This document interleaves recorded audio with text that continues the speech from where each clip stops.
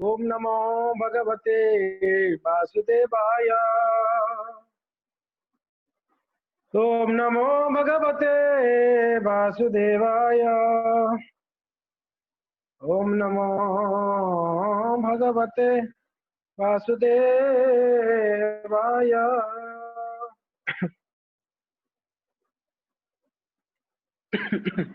हरे कृष्णा। आप सभी भक्तों को स्वागत है हमारे जगन्नाथ कथा में। उसी जगन्नाथ जी का जगन्नाथ जी अनंत है, उनकी लीला अनंत है, उनके भक्त अनंत है, उनकी गुण अनंत है। भगवान का हर एक चीज अनंत है। इसको कभी भी हम ना कर्णों के माध्यम से सुन के भगवान की लीलाओं को खत्म कर सकते हैं, ना बोल के खत्म किया जा सकता है।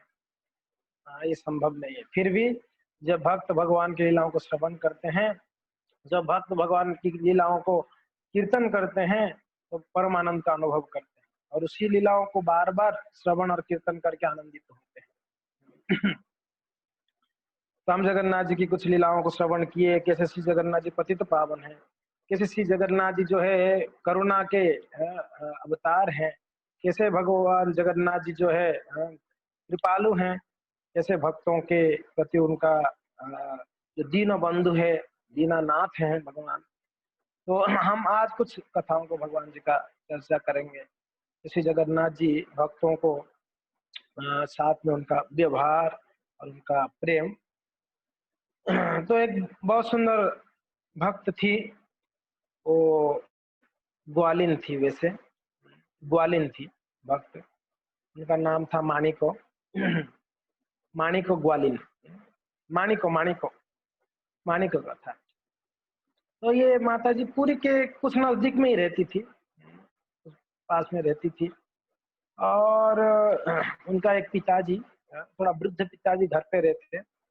ये इसका और कोई संतान वगैरह विवाह वगैरह नहीं की थी, अकेला रहती थी, पिताजी को ध्यान रखती थी। काम क्या करती थी, वो सुबह उठते ही अपनी गायों का दूध दोती थी, फिर दूध को अच्छे से दही जमाती थी और उसमें से मंथन करके माखन निकालती, छाछ बनाती और उसको बेचने जाती, दही छाछ को बेचने जाती। और आप सब जानते होंगे जगन्नाथपुरी में, पुरी के नजदीक में एक हृद है चिलिका।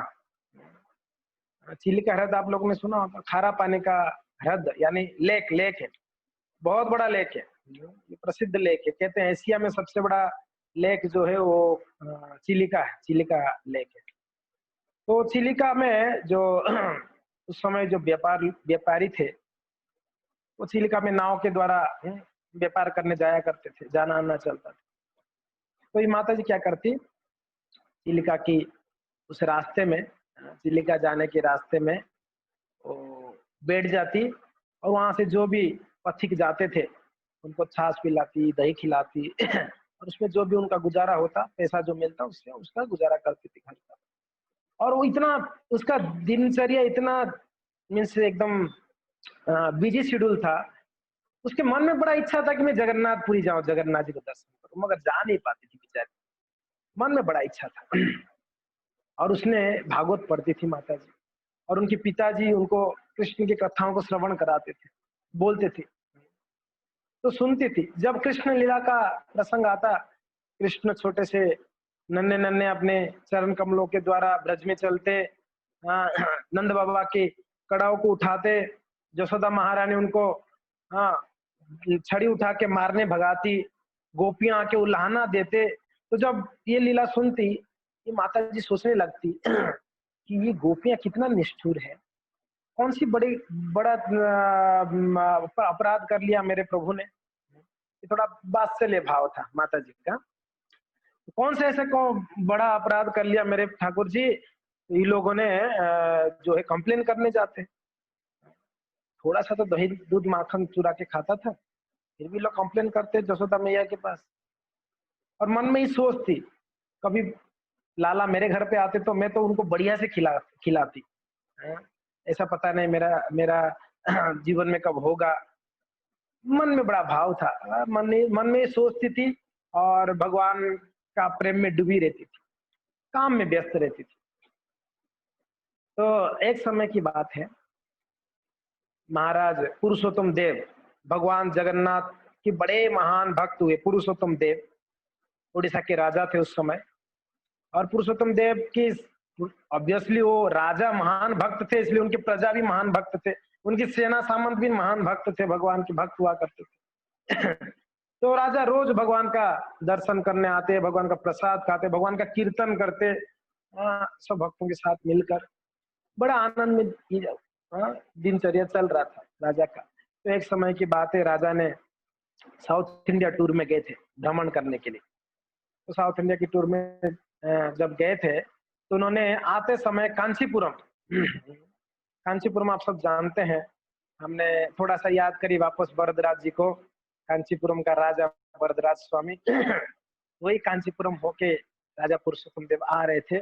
कांचीपुरम का राजा उस समय उस एरिया का राजा थे शाल्य नरसिम्हा देव, शाल्य नरसिम्हा देव राजा थे उस एरिया का। तो जब उस राजा को पता चला कि उड़ीसा के राजा पुरुषोत्तम देव भगवान के महान भक्त हमारे राज्य में पधारे हैं, तो राजा स्वयं जाके उनको स्वागत किए, उनके राज्य में स्वागत किए और उनको बुलाकर बहुत सुंदर तरीके से उनका सत्कार किए।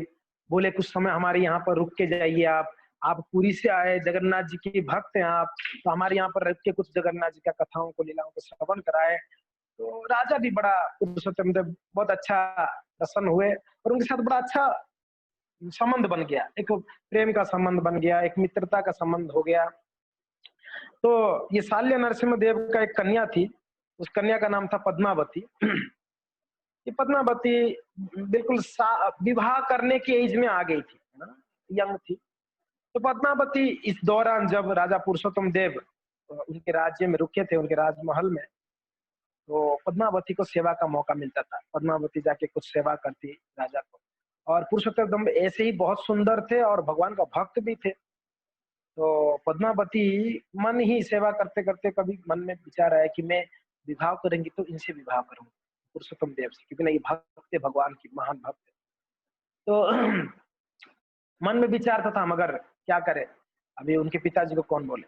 मगर नरसिम्हा देव भी पुरुषोत्तम देव इतना पसंद आए नरसिम्हा देव को, वो स्वयं ही पुरुषोत्तम देव को बोले कि हे पुरुषोत्तम देव, मेरा एक इच्छा है, ये जो हमारा मित्रता है, ये संबंध में हम इसको बदल सकते हैं, लेकिन क्या मतलब ना, मैं मेरा कन्या को आपको देना चाहता हूँ, आपको विवाह कराना चाहता हूँ। तो पुरुषोत्तम देव सुने, बोले ठीक है, ये भगवान जगन्नाथ जी का इच्छा होगा, ठीक है, जरूर हम विवाह करेंगे। तो ये सब बातचीत हो गया। फिर पुरुषोत्तम देव कुछ समय रुके, वहां से फिर जगन्नाथपुरी के लिए निकले।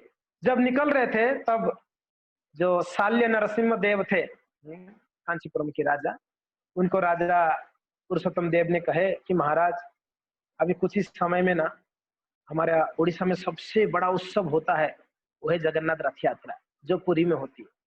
और इस रथ यात्रा में होता क्या है, स्वयं भगवान अपने बहन, अपने भाई के साथ रथ के ऊपर विराजते हैं और रथ को भक्त लोग खींच खींच के ले जाते हैं माँ के घर पे, गुंडीचा मंदिर में।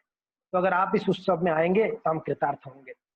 तो जैसे आपने हमको इतना सेवा किए, इतना सत्कार किए, हमको भी आपका सेवा का मौका दीजिए। तो नरसिम्हा देव अभी तो संबंध हो गया था, क्योंकि इनके कन्या को विवाह देंगे। तो बोले ये जरूर जरूर में आएंगे, हम आएंगे, तो आप हम रथ यात्रा में आएंगे। तो पुरुषोत्तम देव सुन के बहुत प्रसन्न हुए, प्रसन्न होकर वो अपने जगन्नाथपुरी आ गए।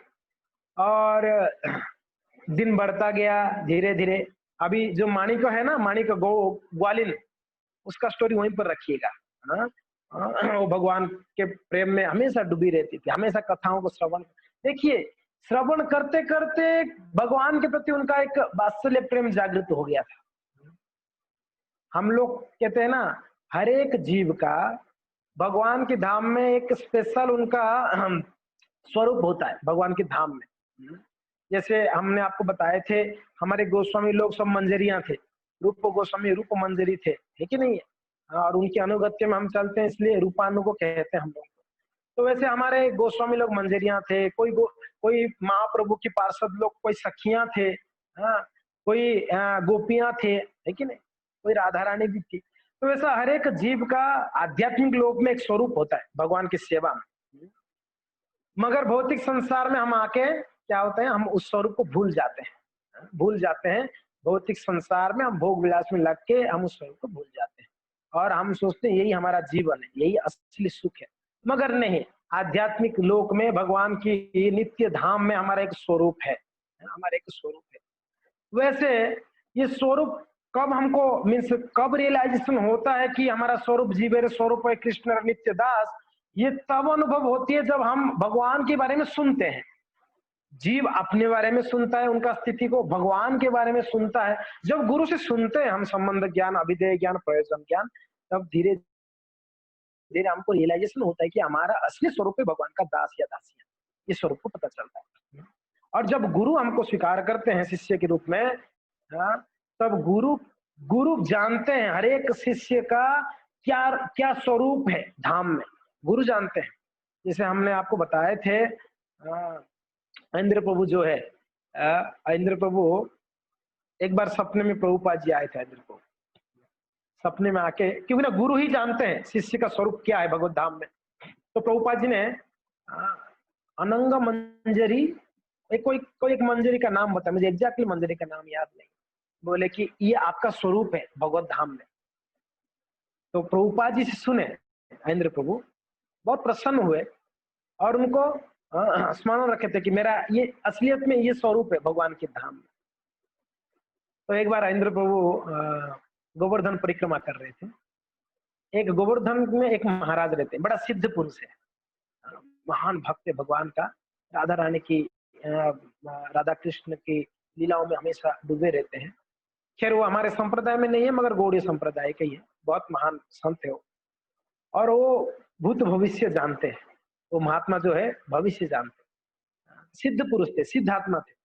तो कहीं भक्त जाते हैं उनके पास पूछने के लिए, उनका हाथ दिखाते हैं, उनके भविष्य जानने के लिए जाते हैं। ऐसे इंद्र प्रभु वहां से गुजर रहे थे तो इंद्र प्रभु उधर गए, जाके बोले कि महाराज मेरा स्वरूप क्या है भगवान के धाम में।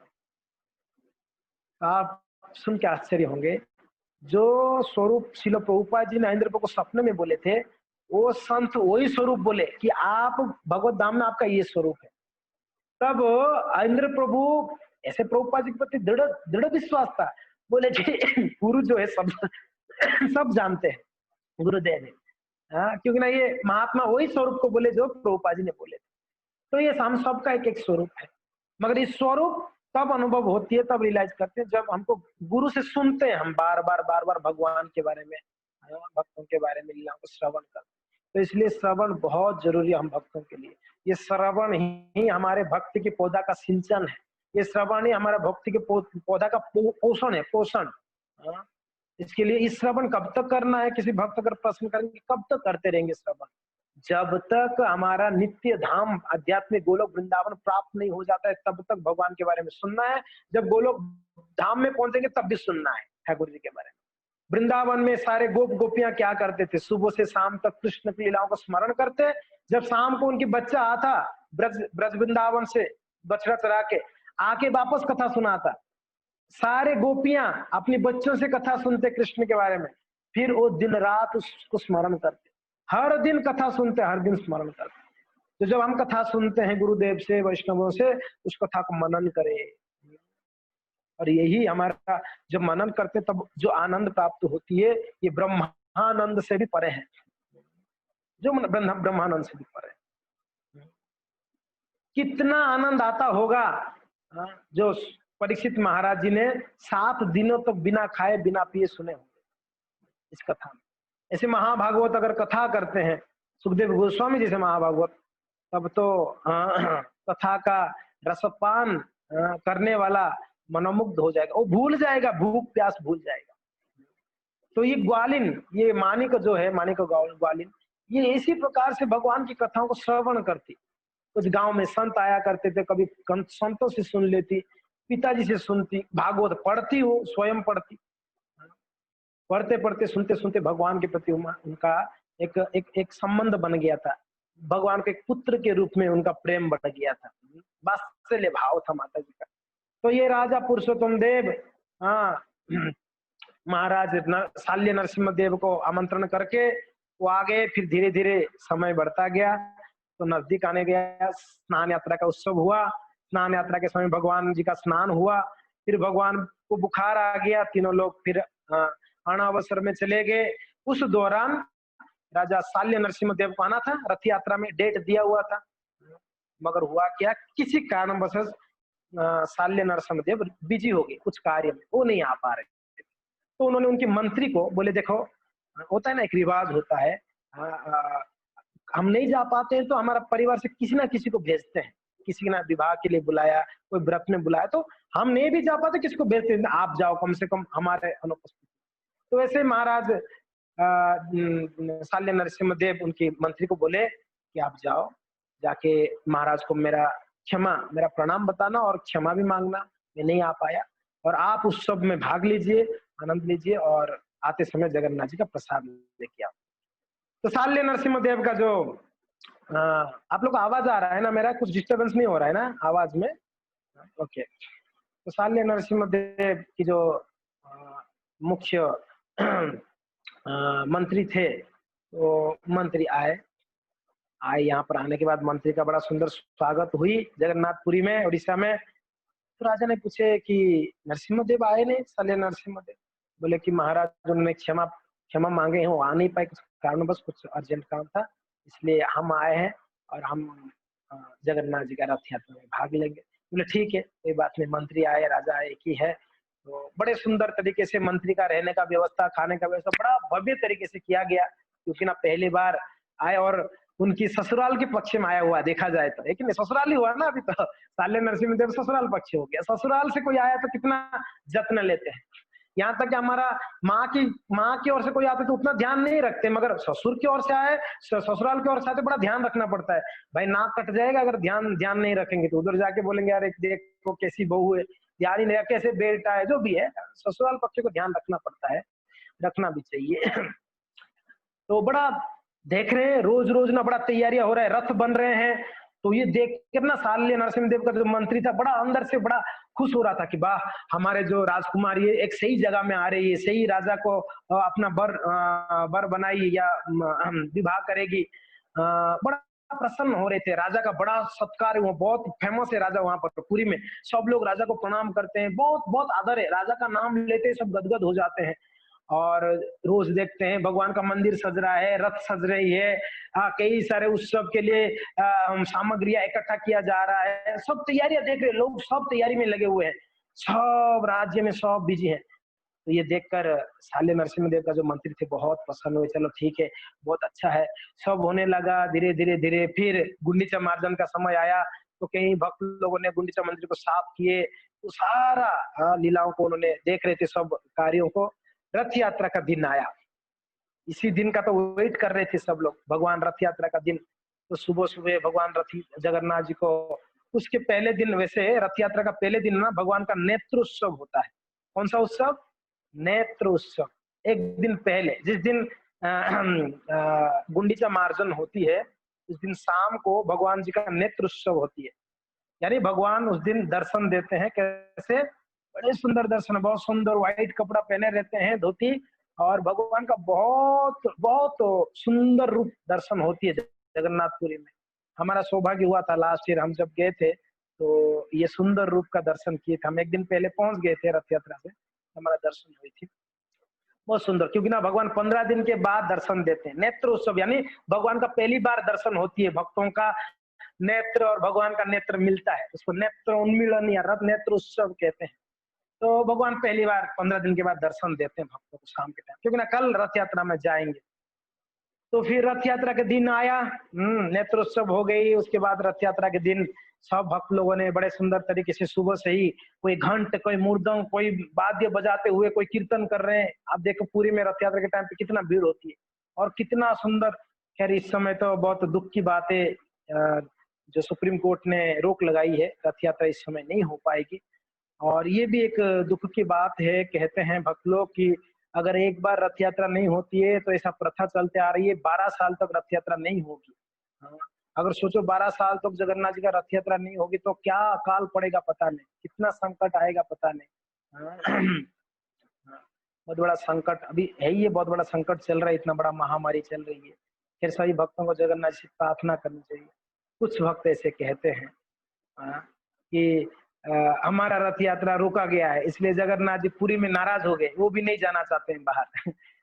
आप कुछ दिन पहले न्यूज़ सुना होगा ना, इस्कॉन की रथ यात्रा रोका गया, कि रथ यात्रा इस्कॉन वाले हर हर दिन नहीं निकाल सकते, उसी दिन निकालना चाहिए रथ यात्रा का दिन, ऐसा उड़ीसा के जो भी राजा वगैरह सब गवर्नमेंट ने डिसीजन लिए।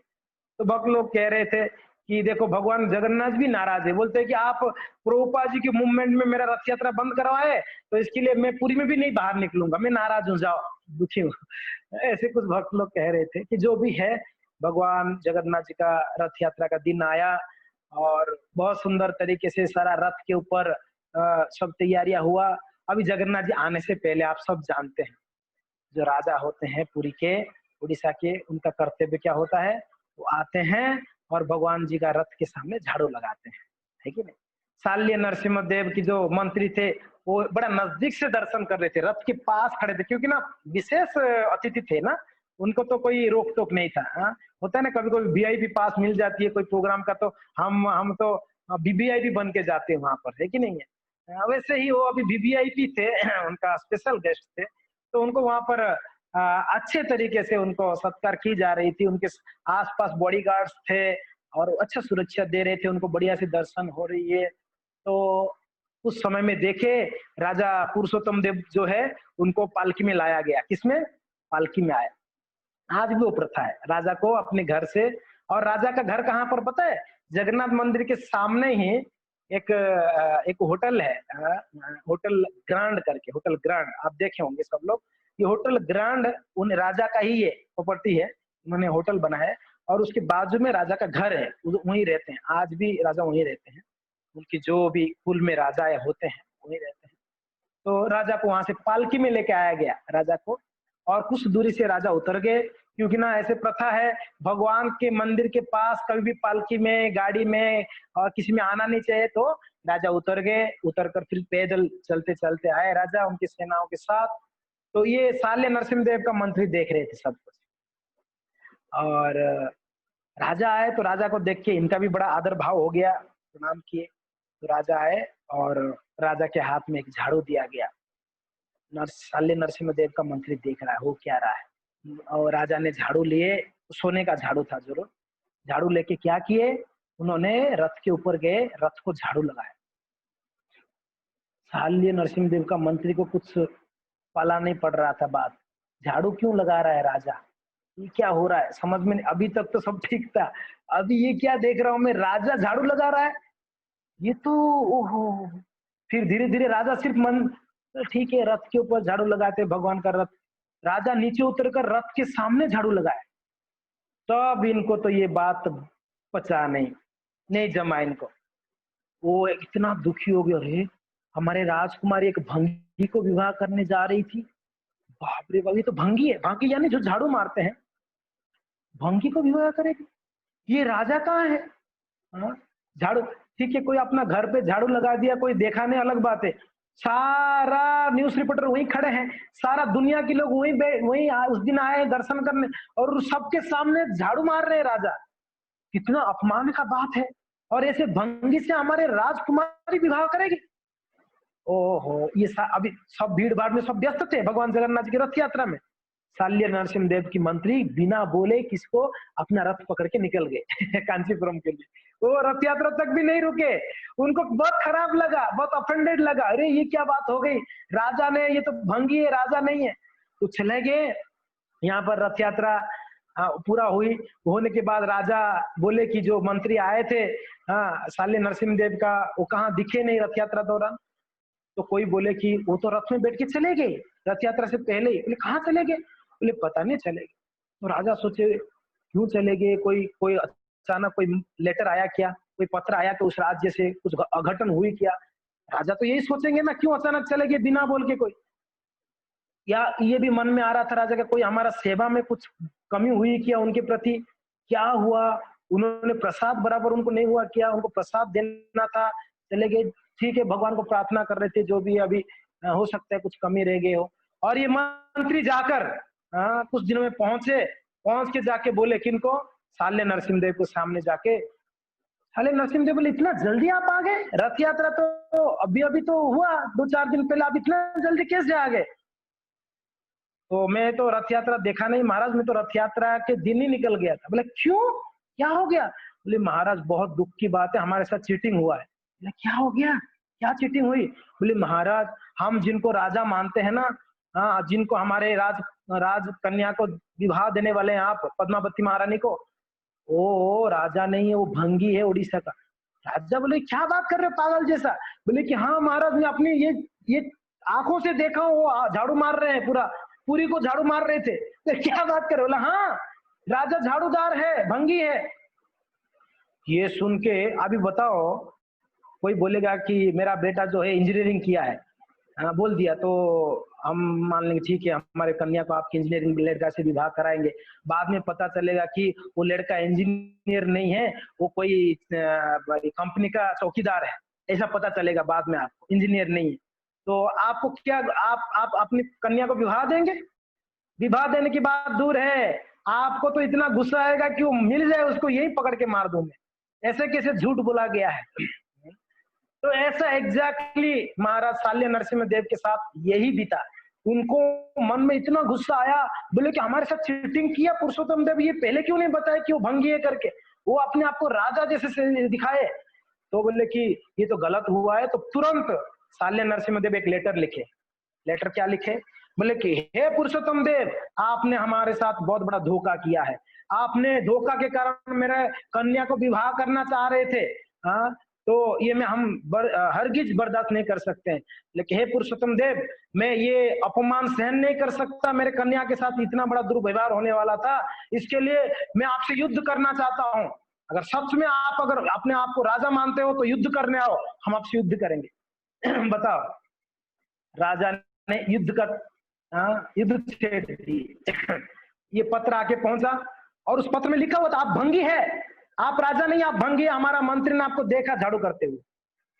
पत्र पहुंचा पुरुषोत्तम देव के पास, तो पुरुषोत्तम देव की राजसभा में सबके सामने पत्र पढ़ाए जाते, पढ़े पत्र क्या राजा ने भेजा। तो जो दूत लेके आए थे पत्र, उन्होंने पत्र खोले, पढ़े, तो पूरा राजसभा में पत्र पढ़ा गया। और पत्र में क्या लिखा गया कि हे पुरुषोत्तम देव, आप एक चीटर है, आप एक धोखेबाज हैं, और आप राजा नहीं है, आप एक भंगी है, आप झाड़ूदार है। अब बताओ, कोई राजा को कोई बोलेगा झाड़ूदार, कैसे लगेगा? कितना ऑफेंडेड की बात है ना। जैसे उनको बड़ा खराब लगा, वैसे ही महाराज पुरुषोत्तम देव को भी बहुत खराब लगा। पुरुषोत्तम देव ये अपमान सहन नहीं कर पाए। भंगी, हम इसके लिए झाड़ू मारते हैं कि भगवान का हम सेवक है, मगर वो जाके वो मन में स्मरण किए कि हे जगन्नाथ, मुझे भंगी बोला गया मीन्स आप भंगी है, आपका अपमान है। मेरा अपमान मीन्स राजा का अपमान, मीन्स भगवान का अपमान है। हम आपके शरणागत है। कि तुरंत उन्होंने दूसरा लेटर लेके, उसी जो लेटर लेके आए थे जो सिपाही, उन्हीं के हाथ में दिए, बोले कि जाओ हम तैयार है, हम युद्ध करने के लिए तैयार है, हम आते हैं। तो अभी राजा पुरुषोत्तम देव अपने पूरा राज्य में ऐलान कर दिए कि चलना है हमको युद्ध करने के लिए।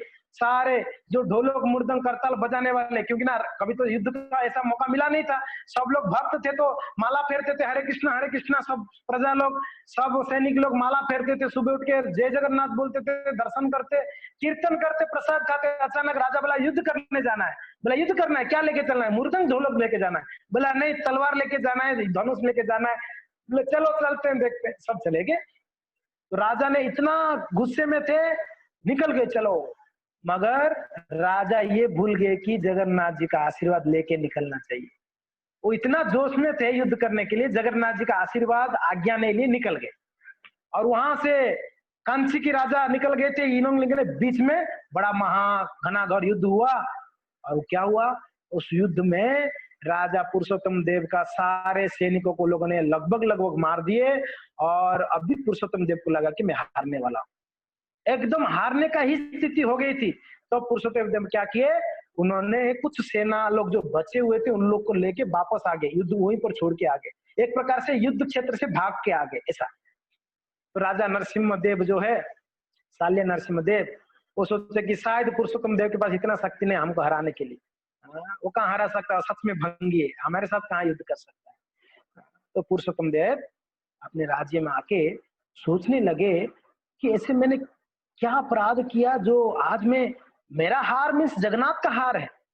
मेरा हार मीन्स जगन्नाथ जी का हार, एक प्रकार से मैं जगन्नाथ जी का सेवक हूँ। फिर मन में उनको याद आया, ओहो! मैंने जब निकला था युद्ध के लिए तब मैं जगन्नाथ जी का परामर्श नहीं लिया था, आज्ञा नहीं लिया था। इसलिए भक्तों ये हमेशा याद रखिए, कोई भी कार्य करने से पहले ठाकुर जी का परामर्श ली जाए। परामर्श यानी उनको एक बार बता दिया जाए, ठाकुर जी को प्रणाम किया जाए। कहीं घर से बाहर निकलते हो एक बार जगन्नाथ जी को, नरसिंह देव को प्रार्थना करके निकलो, गौर निताई को घर से। गोपाल जी घर पे तो गोपाल जी महाराज को प्रणाम करके निकलनी चाहिए, ऐसे नहीं निकलनी चाहिए। हाँ, प्रार्थना प्रार्थना करके जाने के बाद भी अघटन आ जाती है हमारे जीवन में। अगर प्रार्थना बिना करे हम जाएंगे तो कितना अघटन आएगा हमारे जीवन में, आप सोच सकते हैं। तो इसीलिए भगवान को प्रार्थना करके कहीं भी निकलना चाहिए। वैष्णव खास करके घर से निकलने से पहले नरसिंह देव का आरती को, प्रार्थना को, जैसे हमने कल ग्रोम वीरम महाविष्णु गाए थे ना, हाँ, जय नरसिम्हा श्री नरसिम्हा जय जय श्री नरसिम्हा, ये मंत्र आप सब याद कर लो। जब भी घर से बाहर निकलते हो, भले काम के लिए निकल रहे हो, भले सब्जी लाने निकल रहे हो, भले किसी काम में निकलते हो, एक बार इसको पढ़ के, इसको स्मरण करके जाइए। तो नरसिंह देव हमेशा हमारे साथ रहेंगे, हमेशा हमको रक्षा करेंगे संकट की घड़ी में। नरसिंह देव हमारा भक्ति की संकटों को भी दूर करते हैं, साथ साथ में हमारे भौतिक संसार के संकटों को भी दूर करते हैं नरसिंह देव। वो सर्वविघ्न विनाशक बोला गया। सर्वविघ्न यानी हर एक स्थिति में, वो आध्यात्मिक हमारे भक्ति के क्षेत्र में हो या हमारे कर्मिक क्षेत्र में हो, हमारे भौतिक संसार, हर एक विघ्नों को नरसिंह देव हमको बचाते हैं। इसलिए नरसिंह देव को प्रार्थना करके जानी चाहिए भक्तों को। तो खैर पुरुषोत्तम देव मन में बड़ा क्षोभ हुआ, बहुत ही गिल्टी फील किए और रोते हुए भगवान के पास आए, जगन्नाथ जी के पास आके रोने लगे, बहुत भवक भवक के रोने लगे। रो रो कर बोले कि हे प्रभु, मैं कितना बड़ा अपराधी हूँ, कितना घमंडी हूँ। एक तो मैं अपना बल पर इतना मेरा विश्वास था कि मैं आपका आशीर्वाद लिए बिना ही चला गया, आपका आज्ञा के बिना, आपका आज्ञा मुझे नहीं मिला था, मैं चला गया, इसलिए मेरा हार हुई। तो हे जगन्नाथ, मैं आज से अन्न जल त्याग देता हूँ, मैं कुछ नहीं खाऊंगा, कुछ नहीं पीऊंगा, क्यों? मैं अपराधी हूँ, मेरा कोई भी क्वालिफिकेशन नहीं है, मैं कुछ अन्न और अन्न जल ग्रहण करूं। तो राजा रोते रोते उस दिन रात को सोए तो सपने में जगन्नाथ जी आए, बोले कि महाराज पुरुषोत्तम देव, आप मेरे परम भक्त है ना, तो अभी आप जब जाएंगे आप चिंता मत करिए, हे राजा मैं आपके साथ में हूँ, मैं आपके साथ में हूँ। जगन्नाथ जी सपने में क्या बोल रहे हैं? मैं आपके साथ में हूँ, आप वापस, जगन्नाथ जी स्वयं बोले आप वापस युद्ध के लिए ऐलान करो, आपने वापस पत्र लिखो नरसिम्हा देव को, साल्य नरसिम्हा देव को, हाँ, कि मैं वापस युद्ध करना, इस बार युद्ध में मैं स्वयं आपके साथ रहूंगा, ऐसे भगवान ने सपने में बोले। राजा सुनकर बहुत प्रसन्न हुए और वापस एक लेटर लिखे साल्य नरसिम्हा देव के पास कि हम वापस युद्ध करना चाहते हैं, हाँ? तो साल्य नरसिम्हा देव को जब पत्र मिला, ध्यान से सुनिए, साल्य नरसिम्हा देव का रिटर्न लेटर आया, बोले कि महाराज आप जैसे पिछली बार भाग गए थे, ऐसे भागोगे तो नहीं डर के मारे युद्ध क्षेत्र से, हाँ, मगर इस समय सिर्फ युद्ध नहीं होगा, इस समय शर्त रहेगा। शर्त क्या है? अगर आप हारोगे, अगर आप हारोगे युद्ध में, तो आपका जो इष्ट देव है मेरे इष्ट देव के पीछे रहेंगे। क्या शर्त था? अगर युद्ध में आप हारोगे तो आपका जो इष्ट देवता होंगे वो मेरे इष्ट देव के पीछे रहेंगे, पीछे। अगर युद्ध में मैं हारूंगा तो मेरा इष्ट देव आपके इष्ट देव के पीछे रहेंगे, ये शर्त होना चाहिए। ऐसा नहीं आप आया युद्ध किया बीच में भाग गए, ऐसा नहीं चलेगा। अगर आप हार मानते हो तो आपका इष्ट देव मेरा इष्ट देव के पीछे आके रहेंगे। अभी पुरुषोत्तम देव के इष्ट देव कौन है? भगवान जगन्नाथ जी हैं। और कांचीपुरम का राजा साल्य नरसिम्हा देव का इष्ट देव गणेश जी थे, गणेश जी उनका इष्ट देव थे, वो गणेश जी को पूछते थे वैसा। तो राजा पुरुषोत्तम देव को जब लेटर मिला, पुरुषोत्तम देव बोले ठीक है हमको मंजूर है। तो वापस युद्ध के लिए जाके भगवान जी को दर्शन किए, सुबह श्रृंगार दर्शन में जगन्नाथ जी का दर्शन हुआ, बड़ा सुंदर, बड़ा डिटेल्स में दर्शन किए। जगन्नाथ जी कौन सी कपड़ा पहने हैं, जगन्नाथ जी कैसे मोर पंख धारण किए, बलदेव जी कौन सा कपड़ा पहने हैं, सुभद्रा जी कैसे सजी है, कौन सी फूल हार पहना हुआ ठाकुर जी का, कौन सी कलर का हार है। हम हमेशा कहते हैं जब ठाकुर जी का दर्शन करेंगे इतना डिटेल्स में दर्शन करनी चाहिए। भगवान की जो हार है वो मोतियों में कितने मोती लगा हुआ है, कौन सी कलर की मोती लगा हुआ है, भगवान के मुकुट में कौन सा श्रृंगार का आइटम लगा हुआ है, भगवान के नाक में कौन सा नथुनी लगा हुआ है, भगवान कान में कौन से कुंडल पहनते, एवरीथिंग डिटेल्स में दर्शन करनी चाहिए ठाकुर जी का। हाँ, नहीं तो फिर दर्शन का फायदा क्या? ऐसे दर्शन तो कोई कर्मी भी दर्शन कर लेता है। अगर भक्त होके भी हम कर्मियों की जैसा दर्शन करेंगे, फिर हमारा दर्शन में कर्मियों के दर्शन में क्या अंतर रह जाएगी? बड़ा डिटेल्स में भगवान को प्रेम पूर्वक, प्रेमांजन चुलित भक्ति विलोचन, भगवान को भक्ति भाव से प्रेम से दर्शन करने चाहिए। और तब जब प्रेम से दर्शन करेंगे, भगवान अपना असली स्वरूप को दर्शन कराएंगे। है कि नहीं? नहीं तो कर्मियों के सामने भगवान ओझल रहते हैं, दर्शन नहीं कराते हैं अपना अपना असली स्वरूप को, सिर्फ भक्ति दर्शन करते हैं। हाँ, तो इस प्रकार से राजा ने बड़ा सुंदर दर्शन किए, और दर्शन करके जब प्रणाम किए, जगन्नाथ जी के माथा से एक फूल गिरा राजा के ऊपर, राजा के माथे के ऊपर। तब राजा को लगा जगन्नाथ जी का आशीर्वाद पूरा है हमारे साथ। जगन्नाथ जी का आशीर्वाद लेते हुए सभी भक्तों को आशीर्वाद दर्शन करा के वापस सारा सेना निकले। अभी चलते चलते कहाँ जाना है? ये लोग जाना है कुछ कुछ युद्ध युद्ध का एक क्षेत्र होता है, एक जगह होता है। तो युद्ध क्षेत्र भी निर्णय हुआ था, इस जगह पे युद्ध होगी। तो वहां पर कांची नरेश साले नरसिम्हा देव अपनी सेनाओं के साथ निकले। यहाँ से उड़ीसा के राजा पुरुषोत्तम देव अपनी सेना से निकले।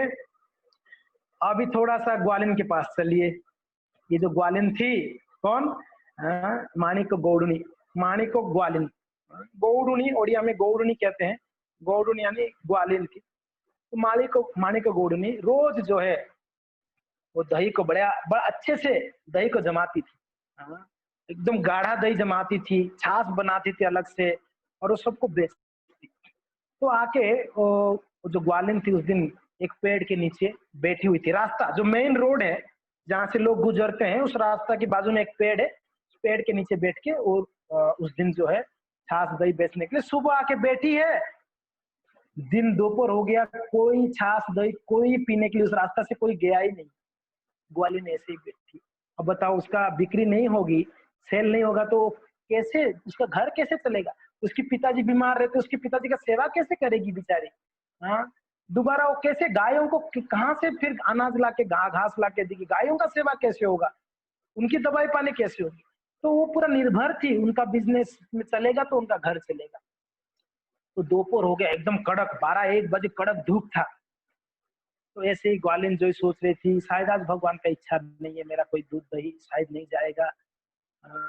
कोई भी ले जाए, थोड़ा भी हो जाए मुनाफा, थोड़ा भी बिक्री हो जाए, ऐसे सोच रही थी। वो सोचते सोचते वहां बैठे बैठे उसका आंख लग गया था, और आंख लगते ही सपने भी उनको क्या दिख रहा था? हाँ, जो कृष्ण बलराम है, छोटे छोटे नन्हे नन्हे बालक हैं, और माता जसोदा की जो दही दूध वो नहीं पीते, वो लोग क्या करते हैं? जाके चोरी करके दही ला माखन खाते हैं। ये देखिए, जो हम दिन भर सुनते होंगे, हमारे सपने में भी वही चलेगा, वही आएगा। ग्वालिन दिन भर यही सोचती, भगवान के बारे में सोचती, इसलिए जब उनको थोड़ा झपकी आया तो भी भगवान का स्मरण हो। तब तक उनको कान में कुछ आवाज आया। कौन सा आवाज पता है? घोड़ों का जो पैरों का जो ये होता है ना, आवाज होता है ना, धड़ धड़ धड़ धड़ धड़ धड़ धड़, घोड़े चलते समय जो आवाज होती है, हाँ, वैसा आवाज आया। तो ये माणिक गौड़िनी का आंख खुला, तो देखी दूर से, एकदम धूप है, दूर से 2 घोड़े आ रहे हैं। दूर से देख रही है, 2 घोड़े आ रहे हैं, 2 घोड़े। एक घोड़े के नजदीक नजदीक जैसे आए, एक घोड़ा काला घोड़ा था, एक घोड़ा श्वेत घोड़ा था, व्हाइट घोड़ा था। 2 घोड़े चल रहे थे। और जो काला और नजदीक जैसे आया, तो माणिक गौड़ी को थोड़ा लगा कि चलो कोई तो आ रहे हैं, घोड़े में आ रहे मीन्स कोई अमीर व्यक्ति होगा, अगर मेरा छाछ दही पिएगा खाएगा तो जरूर कुछ पैसा दे देगा, तो मेरा गुजारा चलेगा। तो ऐसा माणिक गौड़ी के मन में थोड़ा आशा जन्मा। तो देखते देखते वो दोनों घोड़े थोड़ा नजदीक नजदीक आए। तो देखिए, एक व्हाइट घोड़ा था श्वेत कलर की, और एक काला कलर की घोड़ा था। और जो व्हाइट कलर का घोड़ा था उसके ऊपर एक काला व्यक्ति बैठा हुआ था, सांवले कलर का लड़का। और जो श्वेत कलर का घोड़ा था, काला व्यक्ति बैठा हुआ था। और जो काला घोड़ा था उसके ऊपर एक श्वेत कलर का गोरा लड़का बैठा हुआ था। दोनों दिखने में राजा लग रहे थे, मुकुट पहने हुए थे, तलवार उनके जो कहते हैं ना मान में तलवार था, और बड़ा सुंदर राज पोशाक पहने हुए थे दोनों लोग। और नजदीक आया, और नजदीक आया, दिखने में बड़े सुंदर दिख रहे थे, बहुत सुंदर दिख रहे थे। जैसे नजदीक आए, ये ग्वालिन तो बस देख रही थी। देखते देखते उनका आंख से, पता नहीं उनके आंख से अपने आप अश्रु निकलने लगा, थोड़ा उनके रोंगटे खड़े होने लगे अपने आप। तो वहां पर आके दोनों खड़े हो गए, माणिक गौड़न के सामने दोनों खड़े हो गए। बोले कि मैया, ए मैया। तो माणिक बोले कि हाँ। बोले कि मैया क्या यहाँ पर तो क्या बेच रही है? क्या बोला? हाँ बेटा, मैं तो दूध दही बेचती हूँ, छाछ बेचती हूँ। बोले कि मैया हम लोग बहुत दूर से आ रहे हैं और बहुत प्यास लगा है मैया, आप क्या हमको थोड़ा छाछ पिलाओगे मैया? बोले कि बेटा, आप लोग तो लग रहा है बहुत राजा के लड़के हो, और आप ये हम मेरे मेरे हाथ का छाछ पियोगे क्या? पता नहीं खट्टा होगा मीठा होगा। बोले कि अरे भैया ऐसी बात नहीं, प्यास अभी हमारा प्राण चला जाएगा अगर आप नहीं पिलाओगे तो।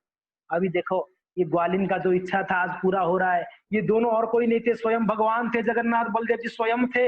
ये दोनों स्वयं आके बोल रहे हैं हमको पिलाओ, हमको छाछ पिलाओ, हमको दूध दही पिलाओ कर, दही खिलाओ कर। तो माता जी का इच्छा, जो भक्त इच्छा करते हैं हृदय से, जो भक्त भाव से भगवान का इच्छा करते हैं, प्रेम से इच्छा करते हैं, भगवान उनकी इच्छा को पूरा करते हैं। तो भगवान स्वयं कहते हैं दोनों, लेकिन नहीं नहीं मैया, हमारा प्यास बुझ जाए, हमारा नहीं तो प्राण चला जाएगा, हम रास्ते में कहीं हमको जल नहीं मिला, तो शायद ही आपसे ही पीना था इसलिए हमको जल नहीं मिला, तो आप हमको छाछ पिलाइए। तो माणिक गौरुणी प्रेम से उसकी जो घड़ा था, बहुत बड़ा घड़ा में, दो दो घड़े में लेके आई थी छाछ दही, बहुत बड़ा बड़ा मिट्टी का घड़ा था, और बड़ा प्रेम से उनको दी। तो उन लोगों ने दोनों हाथ से अंजुला लेके दोनों पीने लगे छाछ को, पीने लगे। रोज तो क्या होता था, कोई आता था 1 गिलास पीता, कोई आता 2 गिलास पीता, ये दोनों तो इतना भुक्कड़ थे और इतना प्यासे थे, पीने लगे, बिल्कुल पीने लगे। ये माता जी बोलते ये लोग कितना पीते हैं यार, कितना पीता है क्या कोई व्यक्ति, कितना बड़ा पेट हुई दोनों, मगर प्रेम थी। माँ बेटा अगर 5 की जगह 10 चपाती खाएगा, माँ ऐसे नहीं बोलेगी तू कितना खाता है यार, 10 खा गया 8 चपाती, ऐसे नहीं बोलेगी। बोले फिर भी माँ को लगेगी कम ही खाया। बेटा अगर 10 चपाती भी खा जाएगा ना, तो भी माँ अरे कम, ये माँ का प्रेम होता है, ये माँ का वात्सल्य भाव होती है। तो ऐसे ही माणिका गौरुणी पिला तो रही थी, सोच रही थी कि कितना प्यासे होंगे ये दोनों ना, देखो। हाँ, एकदम ये काला वाला तो बिल्कुल काला हो ही गया धूप में आते आते, और काला दिख रहा है, और ये गोरा भी देखो कैसे एकदम झांवला गया है, मुरझा गया है। ठीक है पीने दो। एक घड़ा पूरा पिलाई, पी गए दोनों। दूसरा घड़ा दी, दूसरा घड़ा का भी पूरा पी गए। पूरा पीने के बाद एकदम संतुष्टि हो गए दोनों, और संतुष्टि होके बोले कि मैया तू हमको इतना बढ़िया एकदम मीठा छाछ पिलाई, इसके बदले में तू क्या लेगी? तेरा कुछ तो होगा ना, कितना कितना पैसा लेती है तू इसका? बोलते कि बेटा मैं तो भूल ही गई, मैं आप लोग को छाछ पिला, वो भूल ही गई थी कि कुछ इन लोग से पैसा भी लेना चाहिए। वो क्या भगवान थे, उनको पिलाते पिलाते भूल गए। बोले कि मैया क्या चाहिए तेरे को, कितना हम देंगे इसके बदले में, क्या आप कितना पैसा देंगे? तो बोले कि नहीं कुछ नहीं चाहिए मुझे। अभी देखिए कुछ नहीं चाहिए बोल रही, तो ये जाके घर पे ये कैसे गुजारा होगा अगर कुछ नहीं चाहिए बोल रही है? पता नहीं अंदर से उसको मांगने को इच्छा ही नहीं हो रहा है दोनों बच्चों को। बोल रहे कुछ नहीं चाहिए मुझे। बोले कि मैया ऐसे क्यों बोल रही है, तू तो दिखने में तो बड़ा गरीब दिख रही है, और तू क्या तेरे घर पे कौन है? बोले कि बेटा मेरे घर पे तो मेरे पिताजी हैं, बुजुर्ग है और बीमार रहते हैं। बोले कि मैया तेरे घर पे पिताजी, उसका सेवा करना होता होगा, तेरे को कुछ तो जरूरत पड़ता होगा, और तू मना कर रहा है। मगर मैया बात ये हमारे पास है भी नहीं कुछ देने के लिए। ये दोनों लड़के ऐसे बोल रहे हैं कि मैया हमारे पास है भी नहीं कुछ देने के लिए, हम तो पूछ तो रहे हैं मगर हमारे पास कुछ है ही नहीं है। तो बोले कि नहीं बेटा कोई बात नहीं, आप लोग जाइए, कोई दिक्कत नहीं, मुझे कुछ नहीं चाहिए। बोले कि मैया मगर इच्छा तो हो रहा है देने के लिए, कुछ है नहीं है। बोले कि बेटा कोई बात नहीं, आप लोग जाइएगा, आप लोग पिए, मुझे बहुत आनंद मिला आज। और ये दोनों है ना, वो छाछ का इतना ग्लोरिफिकेशन किए ना, बोले कि आज तक हमने संसार में ऐसा छाछ कभी नहीं पिए थे, इतना मधुर छाछ हमने कभी देखा नहीं यहाँ जीवन में। क्या भगवान को इतना मधुर छाछ कभी नहीं मिला था गोपुर में? कभी नहीं पाए थे क्या? चोरी कर करके खाए सभी के घरों पे। भगवान देखिए, वो जब भी भक्तों से कुछ भी प्राप्त होता है इतना गुणगान करते भक्त गदगद हो जाते।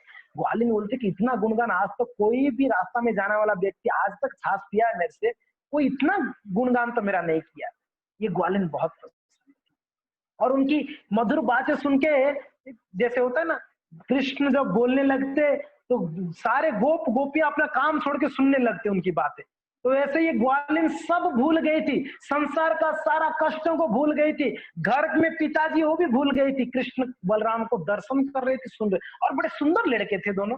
अरे क्यों नहीं होंगे, कृष्ण बलराम स्वयं है तो क्यों सुंदर नहीं होंगे? दुनिया का सुंदर का आगार थे। कंदर्प कोटि कमनीय विशेष शोभम गोविंदमादि पुरुषम तमहम भजामि। कंदर्प कोटि कमनीय विशेष शोभम, भगवान का सुंदरता कैसे था कंदर्प कोटि, कंदर्प यानी कामदेव, करोड़ों कामदेव का सुंदरता को इकट्ठा करेंगे तो भगवान की सुंदरता के सामने फीका हो जाएगी। ऐसे सुंदर है श्री भगवान हमारे। तो ऐसे भगवान जब दर्शन दे रहे हैं तो क्या ग्वालिन को आनंद नहीं मिल रही है? परम आनंद का अनुभव कर रही थी ग्वालिन, बहुत ही आनंद का अनुभव कर रही थी। तो खैर भगवान जगन्नाथ जी ने बोले कि मैया हमारे पास तो है नहीं कुछ। भगवान अंगूठी पहनते हैं, अंगूठी है ना, आप लोग पहनते हैं रिंग, रिंग, हाँ उंगली में, अपना रिंग निकाले, एक रिंग निकाले, निकाल के माता जी बोले कि ये रिंग रखिए माता जी, और आपका ये जो है ये पूरा हो जाएगा, आपका जो मीन सामने पिया ना छाछ के बदले में रिंग रखो। वो ग्वालिन देखी, वो रिंग डायमंड का था, डायमंड का रिंग था। बोले कि बेटा मेरा छाछ के बदले में इतना मूल्य तो नहीं है मेरा छाछ, और दूसरी बात है बेटा ये रिंग लेके मैं करूंगी क्या? मुझे कुछ धन चाहिए रहता है, जो मैं कुछ खरीदता हूँ, गायों के लिए कुछ खरीदता हूँ, कुछ दवाइयाँ खरीदता हूँ पिताजी को। अब रिंग, ये रिंग जाके मैं कहाँ पर बेचूं? मुझे पता नहीं, मेरे पास टाइम भी नहीं है। भगवान बोले कि माँ ये आप बेचोगे ना आपका जीवन निकल जाएगा, इसमें आपको वापस छाछ दूध दही बेचना नहीं पड़ेगा। बोले कि बेटा ये सब फेर में मत मत मत डालो मुझे, आप मेरा जितना मूल्य होता है तो दे दो, नहीं देना है तो कोई बात नहीं, आप अंगूठी रखो। बोले माता जी अगर ऐसी बात है तो एक काम करो, ये जो रिंग को रखो, पीछे हमारे राजा आ रहे हैं, हम तो दोनों प्रजा है, राजा का दो सैनिक है, हमारे पीछे राजा आ रहे हैं और सैनिकों के साथ आ रहे हैं, हम थोड़ा जल्दी आगे आ गए थे। तो राजा को आप अगर ये जो रिंग दिखाओगे ना, राजा आपको जितना जरूरत है मूल्य वो दे देगा। माता जी बोलती कि बेटा बहुत चालाक हो आप दोनों। वो राजा आके बोलेगा कि तू चोरी की है, हमारे प्रजाओं के डाका डाला है, इतना मूल्यवान रिंग को देखेगा, राजा विश्वास ही तो नहीं करेगा मुझे, मुझे नहीं देने वाले हो। बोले कि मैया हम दोनों आपको विश्वास दिलाते हैं, राजा जरूर आपका मूल्य देंगे, चिंता मत कर, आप जस्ट ये रिंग को दिखाओ राजा। माता जी बोली ठीक है, दोनों लड़के चले गए आगे। अभी ग्वालिन बैठी है, रिंग लेके बैठी है, तो देखी फिर थोड़ी समय के बाद, कुछ समय के बाद राजा आगे चल रहे हैं और राजा के पीछे सारा सेना चल रही है, सारा सेना चलते चलते आ रहे हैं, घोड़ों में, पैदलों में, हाथियों में। शत्रुघ्नि सेना होता है ना, शत्रुघ्नि सेना, हाथी के ऊपर, रथ के ऊपर, घोड़े के ऊपर पैदल, उसको शत्रुघ्नि सेना कहते हैं। 4 प्रकार की सेना, कुछ घोड़े के ऊपर बैठ के चलने वाले हैं, कुछ रथ के ऊपर चलने वाले बैठ के, कुछ हाथियों के ऊपर, और कुछ पैदल। तो शत्रुघ्नि सेना आ रहे थे, बहुत बड़ा सेना था राजा के पीछे, मगर राजा आगे चल रहे थे क्योंकि महाराज है ना। तो राजा को देखी, जैसे नजदीक आए, माता जी मेन रोड के ऊपर दंडवत जैसा गिर गई। तो राजा अचानक बोले अरे मेरे रथ के सामने कोई गिरा, कोई माता जी है। राजा स्वयं उतरे और माता जी को उठाए, बोले कि मैया कौन है आप, क्या चाहिए आपको, ऐसे पूरा धूप के समय पर यहाँ पर क्या कर रहे हैं? बोले कि महाराज अगर मेरा प्राण बच ही रहेगा, मैं बोलूंगी तो मैं बता सकती हूँ, क्योंकि ना मुझे डर है, मैं बोलूंगी तो आपके मेरा सर छिदन ना कर दो, मुझे ये डर है। बोले नहीं नहीं मैया बिल्कुल नहीं, मैं आपको अभय अभय ये करता हूँ, अभय प्रदान करता हूँ, आप बताओ क्या बताना चाहते। बोले कि महाराज आपकी 2 प्रजा सामने कुछ समय पहले गुजरे, और उन लोग मेरे से छाछ पिए, तो छाछ पिए तो उन लोग के पास कुछ था नहीं, तो ये रिंग देके गए और आपसे इसका मूल्य लेने के लिए बोले रिंग आपको देके आप मूल्य देंगे। तो राजा बोले कि 2 सेना सामने गए, नहीं मैं राजा सामने हूँ, सारे प्रजा मेरे पीछे, अभी तक कोई प्रजा मेरे आगे निकला ही नहीं, आप बोल रहे 2 प्रजा मेरे आगे चले गए। राजा को विश्वास नहीं हो रहा है, कौन गए आगे, कोई प्रजा तो नहीं गए थे। पूछ रहे हैं उनकी मंत्री को, सेनापति को, कोई आगे गया क्या? लेकिन नहीं महाराज सारे सेना हमारे पीछे ही है, कोई आगे नहीं गया। राजा बोले कि कौन? बोले कि एक श्वेत घोड़ा के ऊपर एक काला कलर का, सांवला कलर का लड़का है, राजकुमार लग रहे थे, और एक काला कलर की घोड़ा के ऊपर एक सफेद यानी गोरा कलर का लड़का बैठा है, दिखने में तो बिल्कुल आपकी सेना ही लग रहे थे, और महाराज दिखने में बहुत सुंदर भी है दोनों लड़के। अच्छा, राजा को थोड़ा थोड़ा शंका हुआ, फिर बोले कि दिखाओ दिखाओ कौन सी रिंग दिया है आपको। तो माता जी ने रिंग निकाल के दी, वो अपने कपड़े में बांध दी थी, क्योंकि ना बहुत मूल्यवान रिंग लग रही थी, तो अपने जो साड़ी की कानी होता है ना, साड़ी का अंतिम भाग, उसमें बांध के रख दी थी कपड़े में, उसको खोल के वो रिंग को दी। जैसे दी तो राजा ने देख के माता जी के चरणों में गिर के चरण पकड़ लिए, बोले कि मैया तेरे जो सौभाग्य है हमको आज तक प्राप्त नहीं, तू महान सौभाग्यवती है, माता जी को कुछ समझ में नहीं आ रही क्यों राजा मेरे चरण पकड़ रहे, और राजा ही नहीं, मंत्री सेनापति भी चरण में गिर के सारे प्रजा प्रणाम कर रहे हैं माता जी को। वाह, क्या क्या हो गया महाराज, आप क्यों ऐसे कर रहे हैं व्यवहार मेरे साथ? राजा कहते हैं कि मैया, सामने जो दो लोग गए कोई और नहीं है, स्वयं परम पुरुष भगवान जगन्नाथ जी हैं, मेरा आराध्य प्रभु है, और स्वयं बलदेव जी है। और मैं आज आज मुझे संपूर्ण रूप से मेरा विश्वास हो गया कि आज युद्ध में हम जरूर जीतेंगे, क्योंकि ना भगवान आगे निकले हैं, कृष्ण बलराम आगे निकले, दोनों ही काफी है उन लोग को हराने में। हाँ? तो बहुत गदगद हो गए राजा, उस माता जी को चरण पकड़ के बोले कि मैया, आपका जैसा सौभाग्य किसका होगा, स्वयं भगवान दर्शन देते देते आपके हाथों से छाछ पिए मैया। हाँ, इतना बड़ा सौभाग्य। ये सुनकर वो माता जी तो बेहोश हो गए। मेरा इतना सौभाग्य है, मैं इतना पापी हूँ, इतना मैं नीच हूँ, मेरे हाथ से भगवान छाछ पिए। वो विश्वास ही नहीं कर पा रहे थे अपना स्थिति को कि भगवान आए थे, भगवान आए थे। ओ, मैं कितना दुर्भागी हूँ, भगवान सामने आए, मैं पहचान नहीं पाई। ओहो, इतना दुखी हो गई। प्रसन्नता थी मगर दुखी भी थी। बोले कि भगवान मेरे सामने आए, कृष्ण बलराम, मैं पहचान नहीं पाई। मेरे जैसे दुर्भाग्य और किसी का होगा संसार में? अगर मुझे पता चलता तो मैं और कितना सेवा कर सकती थी उन लोगों को। अरे, मैंने पता नहीं मेरा छाछ में क्या खट्टा था मीठा था, मेरे छाछ तो दोनों को पिला दी, मगर पता नहीं, अगर पता होता तो और क्या उनका सेवा करूं, उनका चरण पकड़ के माफी मांगती, उनके चरण पकड़ के उनको, हो सकता है उनको मेरे गोद में ले लेती। ऐसे सोच रही है सब, आश्चर्य से रो रही है। राजा बोले कि मैया, मैं आपको क्या दे सकता हूँ मूल्य इसके बदले में, ये रिंग के बदले में मैं मूल्य क्या चुका सकता हूँ आपका? कि मैया, ये आसपास में जितने गांव हैं, ये सारे गांव आपके नाम पे रजिस्टर कर रहा हूं मैं आज से। ये आपके नाम पे होगा, और ये गांव का नाम मैं चेंज कर रहा हूँ। ये गांव का नाम होगा माणिको पाटना। आपका नाम माणिको है, माणिको पाटना, ये गांव आपके नाम में प्रसिद्ध होगा। और इस गांव के साथ साथ आसपास में सैकड़ों गांव है, वो सारा गांव का मालकिन आप है, आपके नाम पे रजिस्टर कर रहा हूँ। और तो मैं कुछ नहीं कर सकता हूँ। जितना टैक्स आधा होगा, टैक्स कलेक्ट होगा इस सारे एरिया का, ये सब आपका है राजा, मुझे देने का जरूरत नहीं है। इस प्रकार से राजा ने वहां पर अनाउंस किए, मंत्री को बोल दिए इनका सारा लिखा पढ़ी ठीक कर दिया जाए माता जी का, ये माणिको पाटना के नाम में रजिस्टर किया जाए इस गांव को। तो गांव अभी भी है, पूरी की कुछ दूरी में गांव है माणिको पाटना, जो उस माणिको गोडोनी के नाम पे रजिस्टर्ड हुआ है। तो माता जी बड़े गदगद हुई और राजा को प्रणाम की, और इस प्रकार से राजा अपनी सेना वहां से गुजरे आगे, माणिको अपने घर पे चले गई। और राजा निकले, हुआ क्या देखो, कृष्ण बलराम पहले पहुंच गए थे, युद्ध क्षेत्र में पहले पहुंचे। बोले कि महाराज शाल्य नरसिंहदेव, चलो युद्ध करो। बोले आप लोग कौन हो दोनों? बोले कि हम महाराज पुरुषोत्तम देव की दो सेना है। बोले कि आप लोग को शर्म नहीं आ रही? आपके राजा तो क्या भगोड़ा है, युद्ध क्षेत्र छोड़ के भाग गया था लास्ट टाइम, डरपोक है। तो दोनों बोल रहे हैं, देखो महाराज, ज्यादा बात में फड़फड़ाने से कुछ काम नहीं होने वाली है, अगर इतना ही दम है तो युद्ध करो। बोले कि आप दोनों से क्या युद्ध करेंगे, आप तो जवान लड़के हो, बच्चे हो आप लोग मेरे सामने, आप लोग मेरे साथ क्या युद्ध करोगे? आपके राजा को बुलाओ, आपके राजा हमारे साथ लड़े, और आपकी सेनाओं को बुलाओ। दो लोग क्या आ गए, राजा डर के आप दोनों को भेजा क्या? तो ये लोग बोले कि महाराज ज्यादा मत बोलिए अभी, अगर आप बोल रहे आप बहुत बड़ा शक्तिशाली हो ना, हम दोनों को हरा दोगे, राजा की तरफ से हम आपको वचन देते हैं, हमारा हार राजा का हार मानेंगे हम, ये गारंटी है हमारा। तो राजा बोला ये बहुत बड़ा चुनौती है, लाखों सेना के सामने दो सेना क्या चैलेंज दे रहे हैं राजा को, अगर आप सब मिलके हम दोनों को हरा दिया तो हम अपने राजा का हार मानेंगे। यह है, अगर हम दोनों मिलके आपको हरा दिए तो फिर हमारा शर्त मानना पड़ेगा। राजा बोले कि अरे बच्चे, आप लोग को खेलो खेलो में यहीं पर गिरा दूंगा मैं। बोले चलो हो जाए। तो शुरू हुई युद्ध। अभी तक तो पुरुषोत्तम देव आए नहीं थे युद्ध क्षेत्र में, वो अभी तक चलते हुए आ रहे हैं रास्ते में, अपने रथों में। तो यहाँ पर युद्ध शुरू हुआ। कुछ ही क्षणों में कृष्ण बलराम ने अनेकों प्रकार के अस्त्र शस्त्रों को प्रकट करके सारे सेनाओं को वहीं पर गिरा दिया। सारा, वहां पर लाखों सेना था राजा का, सबको गिरा दिए।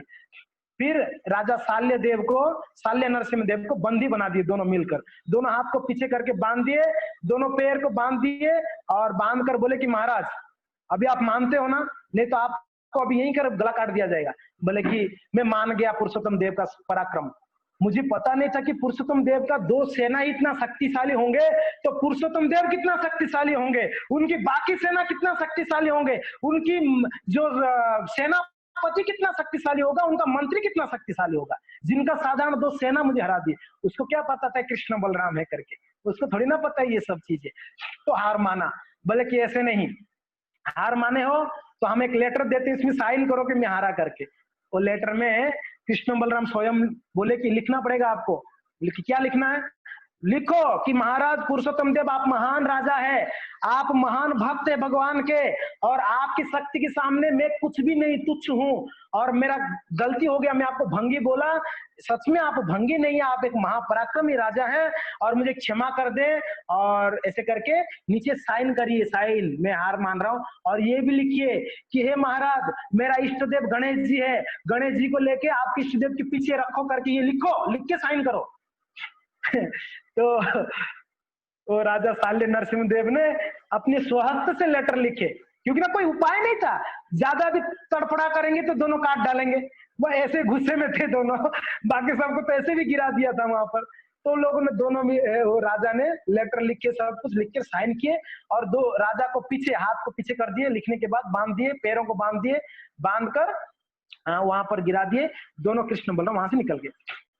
कुछ समय के बाद, 1 घंटा 2 घंटे के बाद पुरुषोत्तम देव बाकी सैन्य पहुंचे, वहां पर पहुंचकर देख रहे हैं कोई है ही नहीं युद्ध करने के लिए, देख रहे हैं सब लोग गिरे हुए हैं, सब लोग धराशायी है, किसी को चोट, कोई कोई तो मर भी गए थे, और सब लोग चोट मीन्स आघात हो गया था, लहूलुहान होके गिरे हुए थे। और राजा वहां पर रोते रोते गिरा हुआ है, दोनों हाथ बंधा हुआ है शाल्य नरसिंह देव का। बोले अरे, तो नजदीक गए राजा, ये सब कैसे हो गया, क्या हो गया? तो स्मरण कर रहे हैं कृष्ण बलराम ने हम आने से पहले ही सब खत्म कर दिया युद्ध। तो जाके देख रहे हैं राजा ने लेटर लिखा हुआ है, लेटर में लिखा है महाराज, और जो है मैं हार मानता हूँ, और आप एक महान राजा है, पराक्रमी राजा है, और क्षमा कर दे मुझे, और मेरा इष्ट देव गणेश जी है, गणेश जी को लेके आप अपना इष्ट देव के पीछे रखो करके वो लिख के रहे। तो तब पुरुषोत्तम देव का जो अहंकार था ना, वो एक गुस्सा था ना, वो थोड़ा शांत हुए, और प्रसन्न भी थे जगन्नाथ जी के ऊपर। राजा के हाथ का जो बंधन खोले शाल्य नरसिंह देव का, ठीक है आप जाओ अपने राज्य में। फिर पुरुषोत्तम देव जाके उनकी राज्य में, जो उनकी इष्ट देव थे ना गणेश जी को अपने रथ में बिठाए, बोले चलो भाई गणेश जी को रखो। गणेश जी को अपने रथ में बिठाए, बिठाकर वापस ले आए उड़ीसा, लेके आए, और जगन्नाथ जी की मंदिर के पीछे, एकदम एग्जैक्ट पीछे गणेश जी को स्थापना किया गया। वो गणेश जी आज भी आप पुरी जाएंगे, जगन्नाथ जी मंदिर के एग्जैक्ट पीछे गणेश जी है। उस गणेश जी का नाम है कांची गणेश, लिखा हुआ है कांची गणेश। बहुत गणेश जी, बहुत बड़े गणेश जी, छोटे नहीं है, विग्रह बहुत बड़ा है, बड़े सुंदर भी है गणेश जी।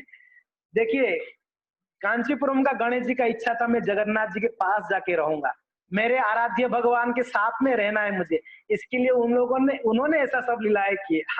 गणेश जी भगवान के सेवक है ना, जैसे भी। और दूसरी बात पता है, गणेश जी नरसिंह देव की सेवक है, नरसिंह देव के भक्त है, मैंने आपको बताया था। गणेश जी किनकी भक्त है? नरसिंह देव की। हाँ, नरसिंह देव विघ्न विनाशक है, उनको शक्ति दी है विघ्न विनायक का, आपने विघ्नों को साइड कर लेना करके। गणेश जी हमेशा नरसिंह देव का नरसिंह स्तुति गाते हैं हमेशा गणेश जी। तो इसके लिए आप जगन्नाथपुरी में जाओगे, और एक चीज आप ध्यान दीजिए, नरसिंह देव के सामने गणेश जी बैठे हुए, आपने देखा कौन कौन पुरी गए हैं हमारे साथ, कौन कौन पुरी गए हैं? आप लोगों ने पीछे जगन्नाथ जी मंदिर के पीछे एक नरसिंह देव है, चढ़ के गए थे ऊपर दर्शन करने, कितना लोग गए थे मेरे साथ? ऊपर गए थे, उग्र नरसिंह देव का दर्शन किए थे, ऊपर एकदम ऊपर है। तो जो एग्जैक्टली उसके नीचे ही कांची गणेश जी है, आप देखे होंगे उसके नीचे ही कांची गणेश। माता जी याद आया आपको? यस, हाँ, तो कांची गणेश जी हैं, वो नरसिंह देव के सामने ही है। वो नरसिंह देव जी है ना, जो भगवान जगन्नाथ जी की मंदिर के पीछे। एक बार कुछ मुगलों ने अटैक किया मंदिर को, तो वहां मंदिर तोड़ने से पहले नरसिंह देव प्रकट हुए, प्रकट होकर जोर से हुंकार दिए, और उनकी आवाज सुनकर ये लोग बहुत डर गए और भाग गए वहां से। वो नरसिंह देव वहां आज भी खड़े हैं, कोई संकट आता है तो नरसिंह देव एकदम प्रकट होकर गर्जन करते हैं। ऐसे कहते हैं कि अभी भी संकट आता है, कुछ कोई अगर मंदिर के प्रति अनिष्ट करना चाहते हैं तो नरसिंह देव प्रकट हो जाते हैं। तो उग्र नरसिंह देव बड़े दयालु भी है, मगर रूप उनका उग्र है। तो कांची गणेश वहां पर रहे, मगर हुआ क्या पता है? राजा ने क्षमा मांगे, मांग के बोले कि महाराज पुरुषोत्तम देव, मुझे क्षमा करो और मेरा बेटी को स्वीकार करो। पद्मावती ये जिद पकड़ के बैठी है कि मैं पुरुषोत्तम देव के अलावा और किसी को विवाह नहीं करूंगी, तो कृपया मेरे बेटी को आप स्वीकार करो। तो राजा ने कांची गणेश के साथ साथ पद्मावती को भी रथ में बिठा के तो लेके आ गए।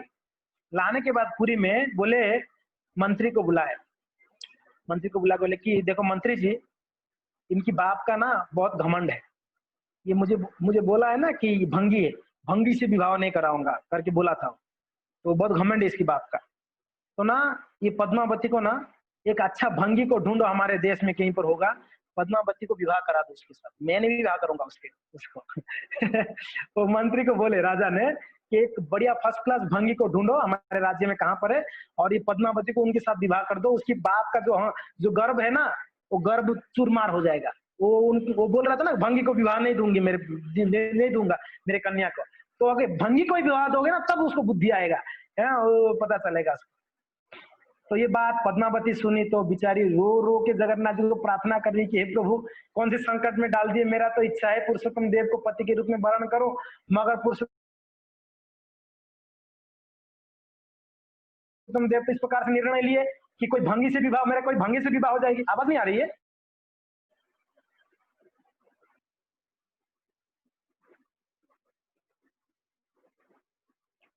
आवाज आ रहा है आप लोग को? नहीं आ रहा है? आ रहा है? हाँ, बीच बीच में कोई नेटवर्क का प्रॉब्लम। तो पद्मावती जो बड़ा दुखी थी कि उनको तो विवाह करना था राजा को, मगर राजा ने बोला कि कोई भंगी को विवाह कर दो। तो प्रार्थना कर रही थी जगन्नाथ जी को कि प्रभु कृपया, और मंत्री बोले कि पद्मावती जी आप चिंता मत करिए, समय आने पर आपको एक फर्स्ट क्लास भंगी के साथ हम लोग विवाह करा देंगे। बेचारे और रोने लगे, अरे मेरा भंगी से विवाह हो गई। तो धीरे धीरे धीरे धीरे दूसरा एक साल बीता, दूसरा रथ यात्रा का टाइम आया। अभी रथ यात्रा का दिन आया, या यहाँ पर पद्मावती बड़ा दुखी थी। तो मंत्री जाके पद्मावती को बोले, पद्मावती महारानी आपका विवाह का समय हो गया। तो पद्मावती रोने लगी, किसके साथ? बोला कि बहुत फर्स्ट क्लास भंगी को मैंने ढूंढ दिया हूँ, प्रसिद्ध भंगी है। महाराज बोले थे एक प्रसिद्ध भंगी होना चाहिए हमारा देश का, तो एकदम प्रसिद्ध भंगी है, आप रेडी रहो ना सज धज के। तो वो क्या रेडी रहेगी, अभी कोई भंगी के साथ विवाह करने के लिए थोड़ी रेडी होगी। वो तो बेचारी रो रही है, बोले कि नहीं आपका विवाह है, आज रेडी रहना है आपको, मगर राजा का आदेश है, बेचारी करेगी क्या। तो पुरुषोत्तम देव रथ के ऊपर झाड़ू मार रहे थे, तब तक मंत्री दौड़ दौड़ के आए, महाराज महाराज महाराज ये गुड न्यूज है। बोले कि क्या है? बोले कि महाराज जो आप बोले थे ना प्रसिद्ध भंगी को ढूंढने, मिल गया मुझे। राजा बोले कि बहुत अच्छा है, अच्छा दिन है, रथ यात्रा के दिन में पद्मावती का विवाह करा देते हैं, भगवान के सामने हो जाए, बस हो जाएगा, उसके पिताजी को खबर दे दिया जाएगा आपका बेटी का विवाह भंगी से हो गया। बोला कि ले आओ पद्मावती को ले आओ। बोले पद्मावती को बुलाए, पद्मावती हार लेके रेडी थी, और पद्मावती को बोल दिया था उन्होंने जाके कि पद्मावती चिंता मत करो, सबसे प्रसिद्ध भंगी तो हमारे राजा महाराज ही है, तो उन्हीं के गले पे हार डालना है, आप चिंता मत करो, मेरे साथ रहना। तो पद्मावती को पता था पहले से। तो पद्मावती हार लेके आई, रथ के सामने आई, तो राजा बोले कि कहाँ है, भंगी को बुलाओ। बोले महाराज ये मंत्री बोल रहे, महाराज ये पूरा भारत में है, पूरा उड़ीसा में मैंने ढूंढा, आपसे बड़ा भंगी कौन हो सकता है, जो ये रथ के ऊपर भगवान का रथ को जो झाड़ू मारता है, इससे बड़ा भंगी कोई है आपको लगता है? तो इसलिए प्रसिद्ध भंगी तो आप ही है मेरे दृष्टि से, और जगन्नाथ जी के सामने मैया आप हार पहनाओ इनको। तो जबरदस्ती उन्होंने हार, भगवान के सामने हुआ ये विवाह, भगवान के सामने पुरुषोत्तम देव के गले में उन्होंने हार डाल दिया, और पुरुषोत्तम देव अभी क्या करे, जगन्नाथ जी के सामने उनको हार दिया गया, डालो महाराज आप डालिए इनके गले में हार। तो महाराज भी उनके गले में ढारे, और भगवान जगन्नाथ जी को दोनों प्रार्थना किए। बोले मंत्री महाशय बहुत चालाक निकले आप तो। तो प्रसन्न भी हुए महाराज, पुरुषोत्तम प्रसन्न भी हुए, और सोचे ये जगन्नाथ जी का इच्छा है, तो पद्मावती का विवाह के इस प्रकार से पुरुषोत्तम देव बड़े प्रसिद्ध राजा हुए उस समय के, और भगवान के बड़ा प्रसिद्ध भक्त भी हुए पुरुषोत्तम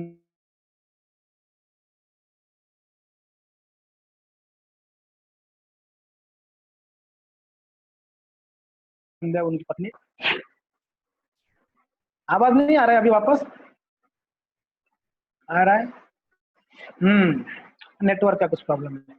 तो इस प्रकार से पुरुषोत्तम देव जो है भगवान का एक महान भक्त हुए, ओडिशा में आज भी पुरुषोत्तम देव का नाम सुन के ही भक्त लोग बड़ा आनंदित होते हैं, कितना महान राजा हुए उस समय के, राजा गजपति हुए। तो ये जगन्नाथ जी की कृपा है आत्मा, एक तरफ ग्वालिन को कृपा किए, एक तरफ राजा को कृपा किए, एक तरफ प्रजाओं को कृपा किए, और एक तरफ से देखा जाए तो शाल्य नरसिंह देव को भी एक प्रकार से कृपा ही है। आप बताइए, स्वयं भगवान जिनके साथ युद्ध करेंगे, जिनको स्वयं अपने हाथों से हाथ बांध दिया भगवान, और भाग्य किनका होगा इतना, स्वयं भगवान जिनको हाथ बांधे हैं। तो यस, ये भगवान का कृपा है, एक प्रकार से लीला है। हरे कृष्णा। जय जगन्नाथ बलदेव सुभद्रा महारानी की जय, जय राजा पुरुषोत्तम देव की जय, जय श्री प्रभुपाद की जय। बहुत बहुत धन्यवाद। इस प्रकार से जगन्नाथ जी का और कहीं कहीं लीलाएं हैं, हम रोज थोड़ा थोड़ा लीलाओं को श्रवण करते रहेंगे। आप लोग का अगर दया कृपा हो तो थैंक यू। अगर किसी का कोई प्रश्न है तो आप प्रश्न पूछ सकते हैं।